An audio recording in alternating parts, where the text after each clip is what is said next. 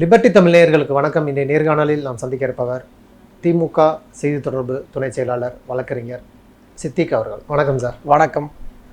தொடர்ந்து திராவிட மாடல் அரசு குறித்தான சர்ச்சைகள் வந்து கொண்டே இருக்கிறது. ஏற்கனவே அந்த விநாயகர் சதுர்த்தியில் அரசு பள்ளிகளில் உறுதிமொழி எடுக்கணும்னு சொல்லி ஒரு சுற்றறிக்கை, அதற்கும் அமைச்சர் ஏதோ ஒரு பள்ளிக்கல்வி முதன்மை அலுவலரை காரணம் காட்டி அதை தள்ளி விட்டுட்டாங்கன்னு சொல்லப்பட்டுச்சு. மீண்டும் பள்ளிகளில் ஆன்மீகம் பற்றியான நிகழ்ச்சி நடக்குது, மறுவாழ்வு குறித்து பேசுகிறாங்க. அதாவது திராவிட மாடல் ஒரு பகுத்தறிவு பேசக்கூடிய ஒரு அரசு ஒரு ஆன்மீகம் மறுஜென்மம் பற்றிலாம் ஒரு அரசு பள்ளிகளில் பாடம் எடுக்கலாமான்னு சொல்லி சமூக வலைதளங்கள் முழுவதுமே ட்விட்டரில் ரிசைன் அன்பில் மகேஷ் அப்படின்னு ஒரு ட்ரெண்ட் ஆகிட்டு இருக்குது. அதை ட்ரெண்ட் பண்ணுறது யாருன்னு பார்த்தீங்கன்னா திமுகக்குள்ளேருந்தே தான் அதை ட்ரெண்ட் பண்ணுறாங்க. அதாவது என்ன வேணாலும் பண்ணலாம், ஆனால் நாங்கள் கண்டுக்காமல் போகணும்னு நினைக்காதீங்கன்னு சொல்லி நிறைய வாசகங்கள் இருக்க நம்ம பார்க்குறோம். என்னதான் ஆச்சு இந்த திராவிட மாடல் அரசுக்கு? நீங்கள் என்ன நினைக்கிறீங்க? திராவிட மாடல் அரசு மிக சிறப்பாக செயல்படுது. அரசினுடைய கொள்கைகளும் திட்டங்களும் இன்னைக்கு வெகு மக்களை போய் சேர்ந்திருக்கு. அதை தாங்கிக் கொள்ள முடியாத சங்கிகள், பிஜேபி ஆதரவாளர்கள், வலதுசாரிகள் தொடர்ந்து திராவிட இயக்கத்தின் மீது, திராவிட முன்னேற்ற கழகத்தின் மீது, திராவிட மாடல் அரசின் மீது மட்டும் வைக்கப்படுற குற்றச்சாட்டு அல்ல. திராவிட இயக்கம் காலங்காலமா இந்த மாதிரி அவதூறுகளை, குற்றச்சாட்டுகளை எதிர்நோக்கி தான் வந்திருக்கிறோம். அதான் வரேன். இப்போ நீங்க சொன்ன கருத்துல நான் ரெண்டா பிரிக்கணும்னு நினைக்கிறேன். ஒண்ணு, இந்த செய்தியை அரசுக்கு சுட்டிக்காட்டிய திராவிட இயக்க ஆதரவாளர்கள்.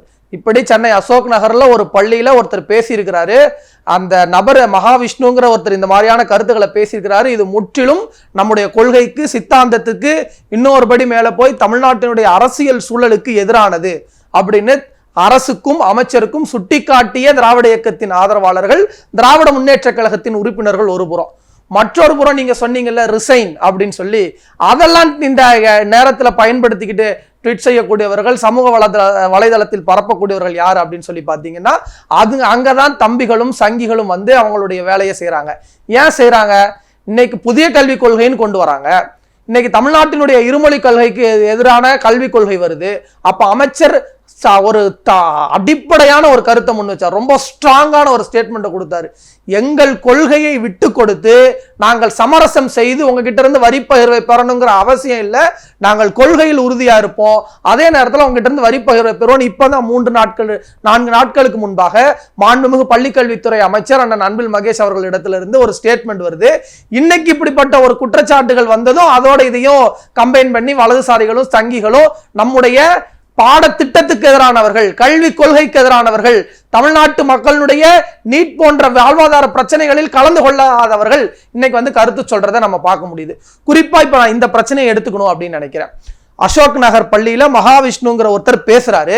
அந்த பேச்சானது முற்றிலும் மாறுபட்ட கருத்தை கொண்டது, மாறுபட்ட சிந்தனையை கொண்டது. இன்னும் வெளிப்படையாவே சொல்லுவோமே, நம்முடைய சித்தாந்தத்திற்கும் கொள்கைக்கும் எதிரான கருத்தை அவர் முன்வைக்கிறாரு.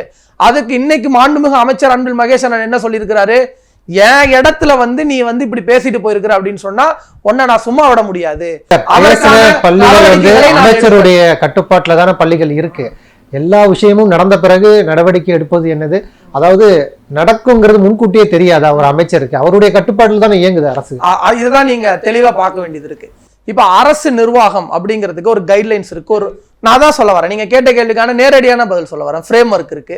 இப்போ அந்த பள்ளியில் இருக்கக்கூடிய தலைமை ஆசிரியருக்கு இன்னைக்கு பணியிடை மாற்றம் நடக்கப்பட்டிருக்கு. அங்க அந்த கண்ட்ரோல் இருந்த ஏஇஓ, சிஇஓ போன்றவர்களுக்கு வந்து விசாரணை ஆணையங்கள் அமைக்கப்பட்டிருக்கு. இப்போ நீங்க ஒரு விஷயத்தை புரிஞ்சுக்கணும், திராவிட மாடல் அரசு இதை ப்ரொமோட் பண்ணுதுங்கிற மாதிரியான கருத்துருவாக்கத்தை செய்யணும் நீங்க நினைக்கிறீங்க. அதைத்தான் நான் சொல்ல வரேன். அதுக்கு தான் அப்படி அரசு செய்வதாக இருந்தால் இன்னைக்கு அமைச்சர் என்ன பதில் சொல்லியிருக்க முடியும்? ஏதோ ஒரு பள்ளியில நடந்துச்சுங்க, அங்க நாங்க நடவடிக்கை எடுப்போம், சரியா தவறான்னு பார்ப்போம்னு மணிப்பூரை பிஜேபி அட்ரஸ் பண்ண மாதிரி, பல்லாயிரக்கணக்கான பெண்கள் தங்களுடைய உயிரை பறிகொடுத்த பெண்கள் மானபங்கப்படுத்தப்பட்ட மணிப்பூர் விஷயத்தை பிஜேபி அட்ரஸ் பண்ண மாதிரி, இல்லைன்னா பெண்கள் போராட வந்த அந்த சாட்சி மாலிக் போன்ற பெண்களுக்கு ஆனா அந்த பிஜேபி எம்பி அவங்க பாலியல் வல்லுநருக்கு உள்ளாக்குனாருங்கிற விஷயத்த பிஜேபி அட்ரஸ் பண்ண மாதிரி, இன்னைக்கு தமிழ்நாட்டினுடைய முதலமைச்சரோ பள்ளிக்கல்வித்துறையினுடைய அமைச்சர் அண்ணன் அன்பில் மகேஷோ இந்த விஷயத்தை அட்ரஸ் பண்ணல. இந்த விஷயத்தை எப்படி அட்ரஸ் பண்ணப்பட்டிருக்கு? பள்ளிக்கல்வித்துறையின் கீழே பல இயக்கங்கள் இயங்குது, அதற்கு கீழே ஹைரார்கி இருக்கு. அந்த அடிப்படையில் அந்த கல்வி நிறுவனத்திற்கு, அந்த அரசு பள்ளிக்கு அவர் அழைக்கப்பட்டிருக்கிறாரு. பள்ளி நிர்வாகமே அழைத்திருந்தாலும் இன்னைக்கு அமைச்சர் சொல்லியிருக்காரு, இன்னைக்கு கண் பார்வை தெரியாத அந்த ஆசிரியர் வந்து தட்டி கேட்டிருக்கிறாரு, அந்த ஆசிரியர் தான் எங்களுக்கெல்லாம் ரோல் மாடல் முன்மாதிரின்னு சொல்லிட்டு அவரே வழக்கு கொடுக்கலனாலும் நாங்கள் முன்னின்று இந்த வழக்கை எடுத்து நடத்துவோம், அவர் அந்த பேசிய நபர் மீது நடவடிக்கை எடுக்கப்படும் அப்படிங்கிறது.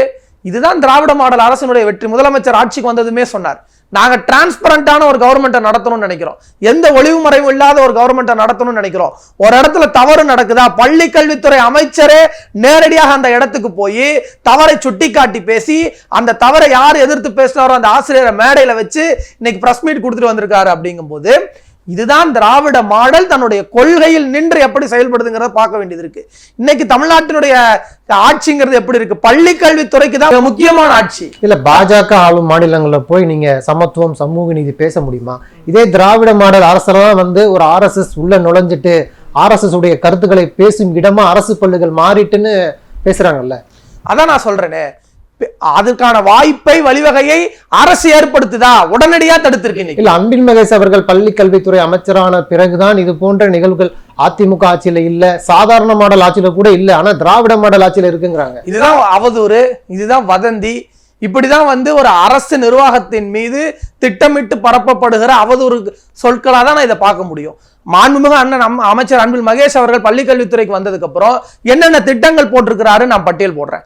அந்த திட்டங்கள் ஏதாவது ஒரு இடத்திலாவது ஏற்றத்தாழ்வுகளை உண்டாக்குதா, இல்ல அந்த திட்டங்கள் ஏதாவது மாணவர்களுடைய கல்விக்கு வரக்கூடிய கல்விச்சாலைக்கு வரக்கூடியவர்களுக்கு எதிராக இருக்குதான் நம்ம பேசுவோம். காலை சிற்றுண்டிங்கிற திட்டம், காலை சிற்றுண்டி திட்டம் கொண்டு வந்த போது அன்னைக்கு என்ன பேசப்பட்டுச்சு, இன்னும் வெளிப்படையா சொல்றேன், தினமலர் அன்னைக்கு என்ன செய்தி போட்டான், தமிழ்நாட்டில் இருக்கக்கூடிய பள்ளி கல்வித்துறை அமைச்சருடைய ஆட்சி காலத்துல மிக சிறப்பா காலை சிற்றுண்டி வந்துருச்சு போட்டுச்சா தினமலர் செய்தி? இல்ல நீங்க சொல்லக்கூடிய அவதூறு பேசக்கூடியவர்கள் எல்லாம் போட்டாங்களா?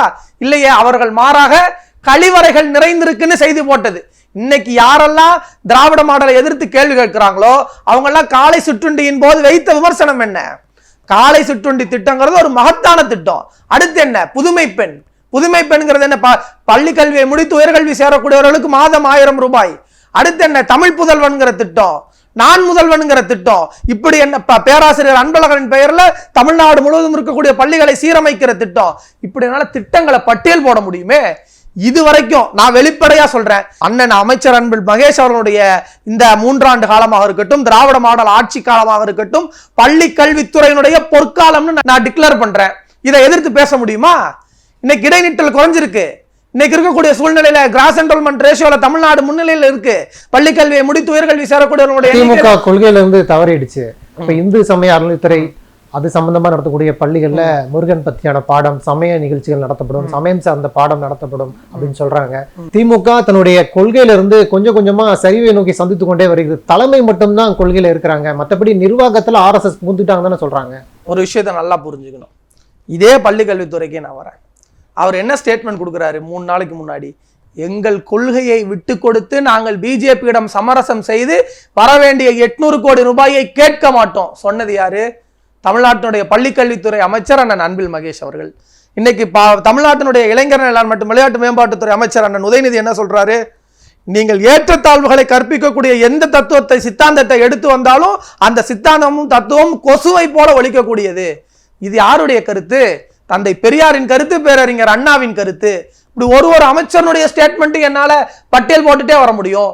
மாண்புமிகு சுகாதாரத்துறை அமைச்சர் அண்ணன் மா சுப்பிரமணியன் என்ன ஸ்டேட்மெண்ட் கொடுக்கிறாரு, இன்னைக்கு இருக்கக்கூடிய சூழ்நிலையில் தந்தை பெரியாரின் கொள்கைகளையும் பேரறிஞர் அண்ணாவின் தலைவர் கலைஞர்களின் கொள்கையும் கொண்டு போய் சேர்ப்பதே எங்கள் அரசின் நோக்கம். நான் இன்னும் வரேன்.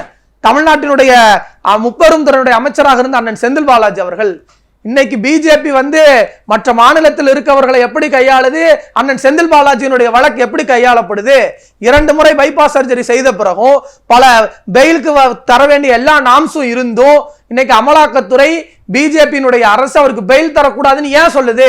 ஒரே ஒரு விஷயம்தான், மற்ற மாநிலங்கள் இருக்கக்கூடிய அரசியல் கட்சிகள் பிஜேபியை அரசியலாக எதிர்க்கிறது. திராவிட முன்னேற்ற கழகம் என்கிற இந்த இயக்கம் மட்டும்தான் RSS என்கிற பிஜேபியினுடைய சித்தாந்த தலைமையை எதிர்க்கிறது. சித்தாந்த தலைமை எதிர்க்கிற காரணத்தினாலதான் இன்னைக்கு வந்து திராவிட மாடல் அரசின் மீது இவ்வளவு பெரிய வன்மத்தோடு அவர்கள் கையாளுறாங்க.